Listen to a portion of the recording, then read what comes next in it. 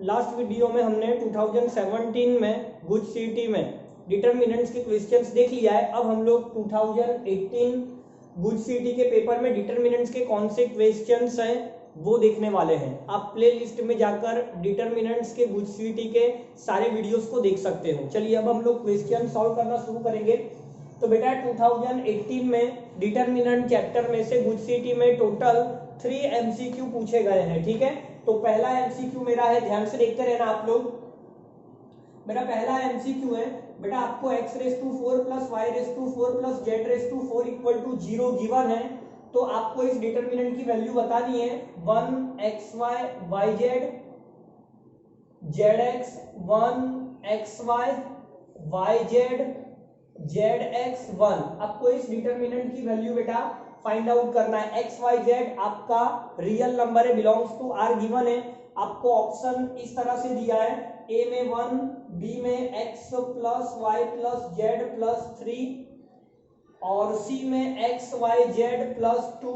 Option number D बेटा आपको 0 given है। चलिए अब अगर मैं इसे ध्यान से देखूं बेटा, अगर मैं इस इक्वेशन को ध्यान से देखता हूं तो x⁴ plus y⁴ plus z⁴ इसका मीनिंग क्या होता है?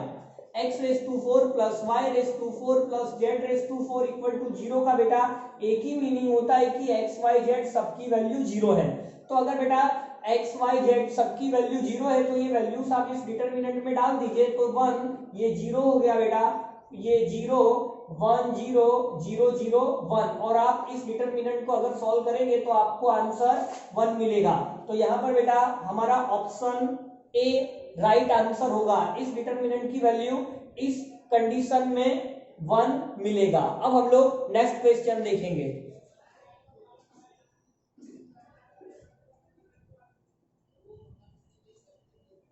चलिए नेक्स्ट क्वेश्चन क्या है देखिए।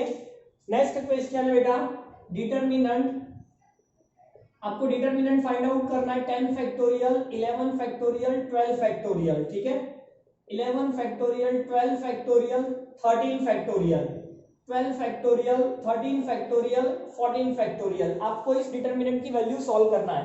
तो बेटा आप एक काम करिए, आप फर्स्ट रो में से 10 फैक्टोरियल कॉमन ले लीजिए। ठीक है, तो मैंने फर्स्ट में से 10 फैक्टोरियल कॉमन लिया। आप सेकंड रो में से 11 फैक्टोरियल कॉमन ले लीजिए और आप थर्ड रो में से 12 फैक्टोरियल कॉमन ले लीजिए। तो ऐसा करने पर आपके पास क्या बचता है देखिए, यहाँ 1 होगा, यहाँ आपको 11 मिलेगा। आपने 12 फैक्टोरियल में से 10 फैक्टोरियल बाहर लिया तो ये आपको 11 इंटू 12 मिलेगा। आप सेकंड रो में आइए, 11 फैक्टोरियल बाहर लोगे तो 1 होगा, यहाँ पर आपको 12 मिलेगा। आपने 11 फैक्टोरियल बाहर लिया है तो यहाँ आपको 12 इंटू 13 मिलेगा। आप थर्ड रो में से 12 फैक्टोरियल बाहर ले रहे हैं तो 1 होगा, यहाँ पर आपके पास 13 होगा, यहाँ पर आपके पास 13 इंटू 14 होगा। अब बेटा आपको इस डिटर्मिनेंट की वैल्यू को सॉल्व करना है। ठीक है, तो इस डिटर्मिनेंट की वैल्यू को सॉल्व करने के लिए मैं आगे ऑपरेशन और लगा सकता हूं। मैं क्या कर रहा हूं देखिए, R2 implies R2 minus R1 and R3 में ऑपरेशन लगा रहा हूं, R3 implies R3 minus R2। ठीक है, ये वाले ऑपरेशन को हम लोग लगाते तो देखिए क्या आंसर मिलेगा। ये आपके पास 10 factorial 11 factorial 12 factorial, first row में हमने कोई चेंज नहीं किया है तो ये आपको ऐसे मिलेगा। बेटा आपको R2 माइनस R1 करना है, R2 माइनस R1 तो ये आपको 0 मिलेगा, 12 माइनस 11 ये आपको 1 मिलेगा। आप इस वैल्यू में से इस वैल्यू को माइनस करते हो, मतलब आप 12 इंटू 13 माइनस 11 इंटू 12 करते हो तो आप 12 कॉमन निकाल लोगे तो 13 माइनस 11 मतलब यहाँ पर आपको 2 मिलेगा। ठीक है, चलिए अब आप क्या करेंगे, थर्ड रो में भी आपको ऑपरेशन लगाना था तो ये 1 माइनस 1 0 हुआ, 13 माइनस 12 आपको 1 देगा।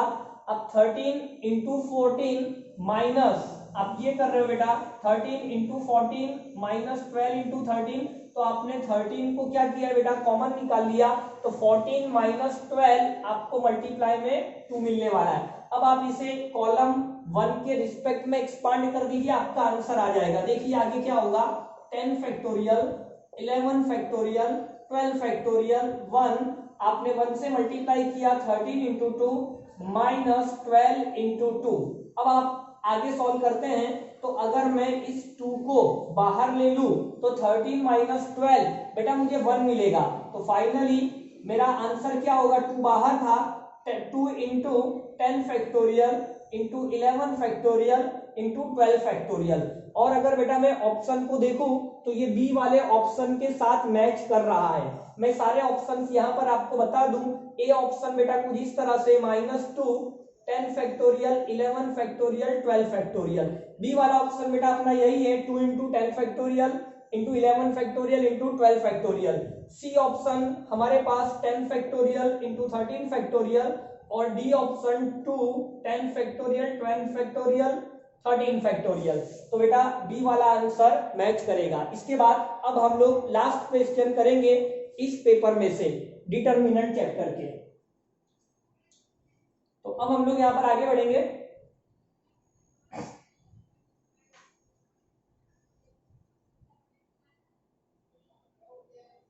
चलिए लास्ट क्वेश्चन काफी आसान है बेटा।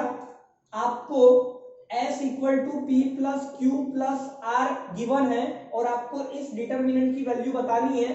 S plus R P Q are S plus P Q R P S plus Q.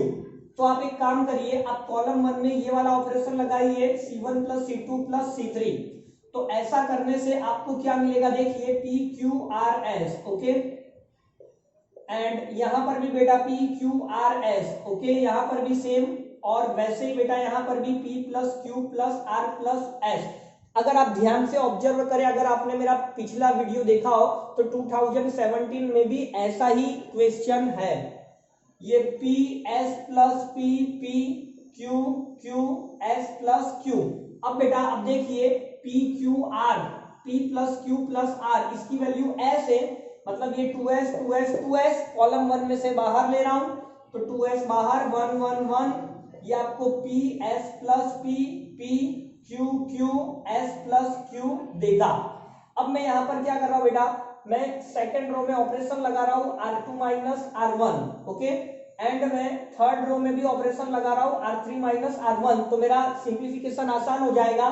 तो यहां मुझे क्या आंसर मिलेगा, देखिए 2s, ये 1p q, आपको ये 0 मिला, p माइनस होगा तो s, q माइनस होगा तो 0, ये 1 माइनस होगा तो 0, R3 माइनस R1 कर रहे हो आप, p माइनस होगा तो 0, q माइनस होगा तो s।